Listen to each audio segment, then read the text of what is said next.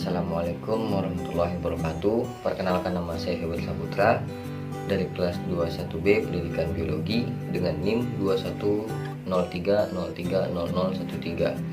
Hadirnya saya di sini untuk memenuhi tugas mata kuliah pengantar pendidikan, yaitu membuat video pembelajaran.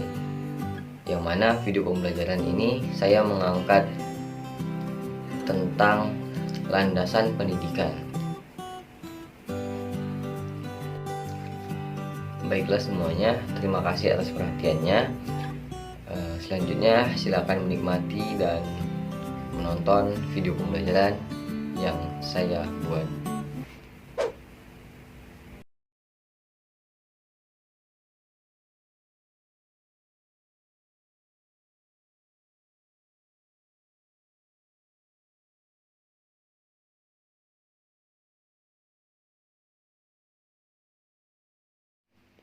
Setelah keluar dari ruangan, ada seorang mahasiswa aktif dengan pemikiran yang kritis mulai bertanya-tanya dengan dirinya sendiri. Ini Febri yang disebut mahasiswa aktif dan berpikir kritis.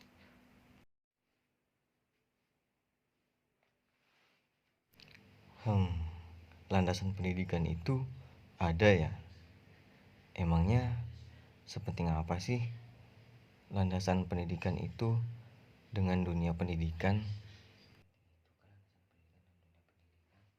Dan yang satu ini adalah dosen yang menjawab segala kebingungan mahasiswa aktif.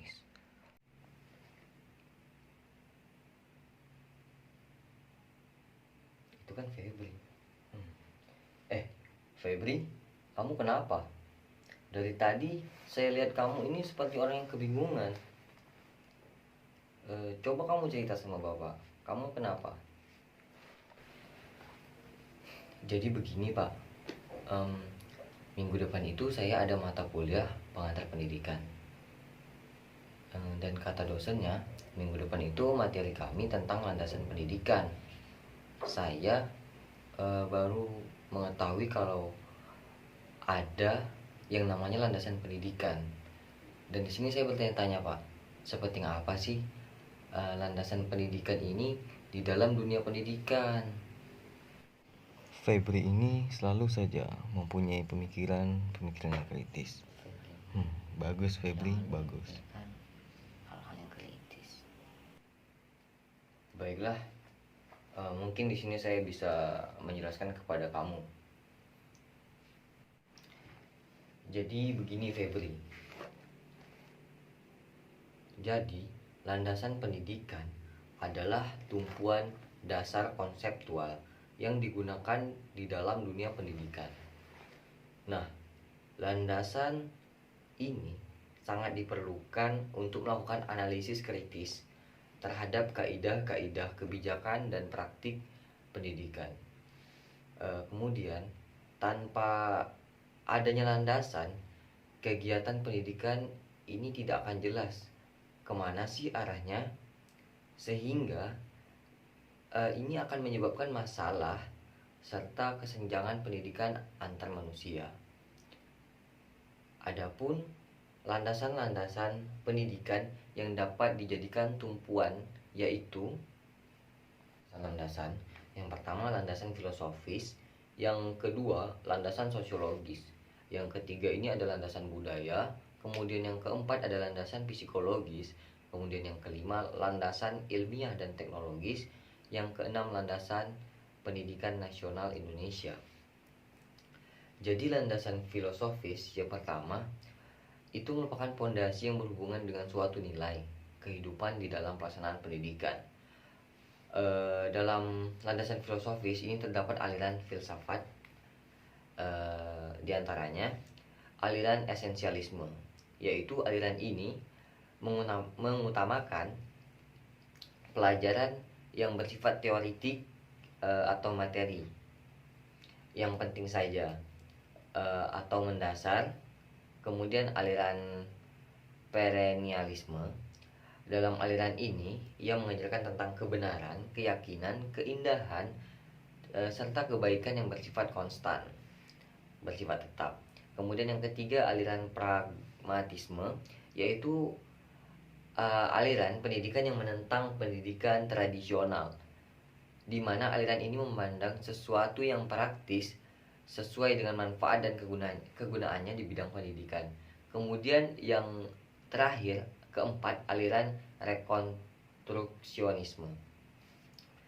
Aliran ini mengatakan bahwa sekolah atau lembaga pendidikan dalam aliran dikatakan sebagai agen of change, sebagai agen perubahan. Kemudian yang kedua, landasan sosiologis. Di dalam landasan sosiologis terdapat 4 hal yang mencangkup di dalamnya. Yang pertama, interaksi sistem pendidikan dengan lingkungan masyarakat.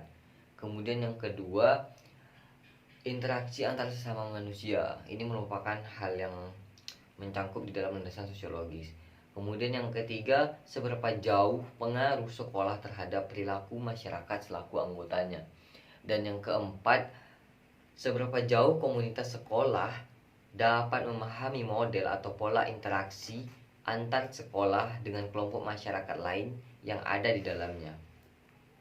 Nah, kemudian yang ketiga, landasan budaya, di mana kebudayaan dan pendidikan ini mempunyai hubungan timbal balik, sebab kebudayaan dapat dilestarikan dengan jalur mewariskan kebudayaan dari generasi ke generasi penerus dengan jalan pendidikan, baik secara formal maupun informal. Kemudian yang keempat, ada landasan psikologis. Jadi, di dalam landasan psikologis, peserta didik merupakan kunci keberhasilan pendidikan. Nah, oleh karena itu, kajian dan penemuan psikologi sangat diperlukan. Penerapannya dalam pendidikan, terutama yang berkaitan dengan diantaranya seperti munculnya beda pola pikir secara pribadi. Kemudian yang kedua, penyusunan pedoman kurikulum sebaiknya dilandaskan pada empiris proses pembelajaran. Yang ketiga, seorang pendidik harus paham tentang perubahan dan perkembangan pribadi peserta didiknya. Kemudian yang keempat, proses pendidikan harus sesuai dengan apa yang dibutuhkan oleh peserta didik. Kemudian yang kelima, dapat menciptakan lingkungan lebih baik sehingga membantu peserta didik dalam mengembangkan kemampuan yang dimilikinya, mengasah intelijensinya, mengatur emosional, serta meningkatkan keterampilan. Kemudian yang kelima ini landasan ilmiah dan teknologis.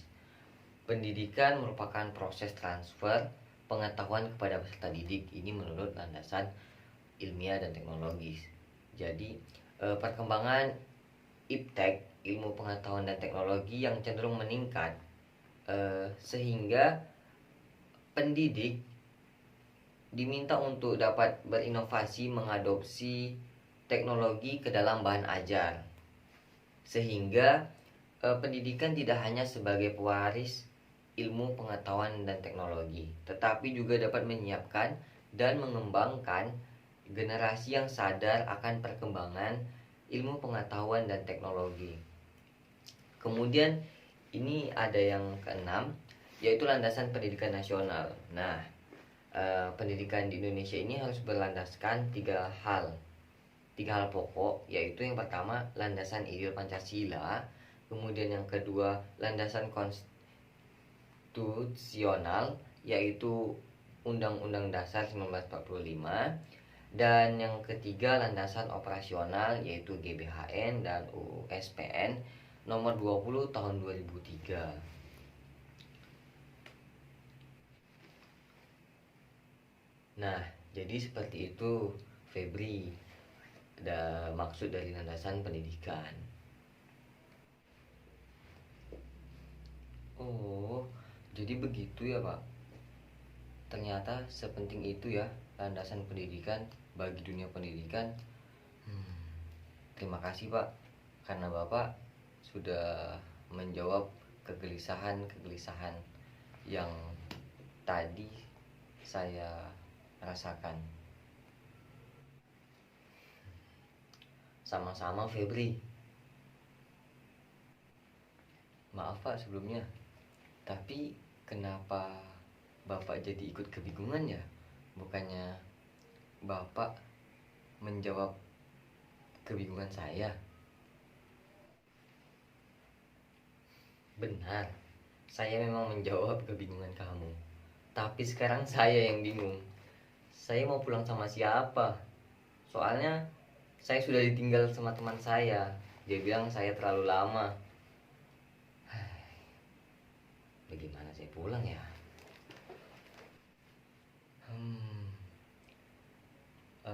Maaf Pak, karena Bapak jadi ditinggal sama teman Bapak. Bagaimana kalau Bapak pulang sama saya saja? Kalau tidak salah, rumah Bapak dengan rumah saya ini satu arah. Bagaimana Pak? Oh iya, oke deh. Kalau kamu memaksa saya pulang ikut kamu ya. Terima kasih Febri. Akhirnya mereka pun pulang bersama. Selesai.